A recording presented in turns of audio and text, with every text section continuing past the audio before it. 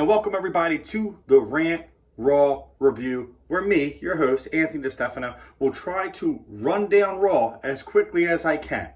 First thing I loved was that Ruby Riott and Liv Morgan joined forces again to bring back the Riott Squad. I think Ruby Riott is the most underutilized female on the roster. I think she's one of the most consistent. What's next for Ruby Riott? 2020 has been a crazy year. We had the pandemic, we had murder hornets, and now I'm a Randy Orton fan. Randy Orton versus Drew McIntyre is the main event we need for SummerSlam. Both guys firing on all cylinders. If McIntyre beats Randy, it solidifies his title reign. But will Randy Orton make history and win another title belt? I'm putting my money on Orton. I think it's the best year of his career. I'm kind of sad that fans aren't there to see it. Now let's talk about the greater good of Monday Night Raw. Seth Rollins, who has excelled in this heel role. The eye for an eye match that I wasn't too crazy about is leading to Dominic Mysterio's debut at SummerSlam. He jumped in the ring last night and looked super clean in the ring. My favorite part of the segment, honestly, is Samoa Joe. Samoa Joe is an ass-kicking machine. I can't wait till he gets off commentary, gets back in the ring. But for now, let's get ready for Dominic Mysterio's debut. The first rule about Raw Underground is that you do not talk about Raw Underground. I'm not too good at listening to rules, so let's talk about Raw Underground. I think it's a creative idea. Now, while there are some things that I don't like the shitty strippers, stop with the strippers. I can't believe, why am I saying stop with the strippers? Never in my life have I ever said stop with the strippers, but stop with them.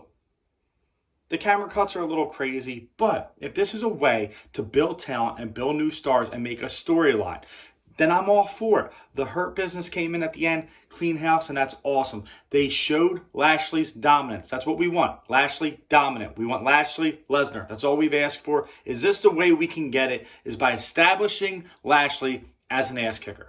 Next up, we have the Nia Jax storyline. Yep, that's it. Sasha and Bayley continue to thrive and entertain during this pandemic as they hold all the gold. I love what they're doing. I like that they're getting each other in messes that they have to try to get out of. It's going to lead to the match. And when Sasha and Bayley face off, it's going to have such a big fight feel. I cannot wait for it. But right now, I'm enjoying them as a team, as best friends, running the women's division, and basically trolling everybody. Yesterday on Twitter, I looked down, saw a tweet. New faction coming to Raw. And I said, this is what we need. More factions. The Shield is the reason I tuned back in. This will be great for Monday Night Raw. This will be great for pro wrestling. Well, all we got were ninjas throwing Molotov cocktails at a generator. Now, I know what you're going to say. We need time to build. But the build is very weird. They're controlling the lights. They're controlling the mics. They poison Montez Ford.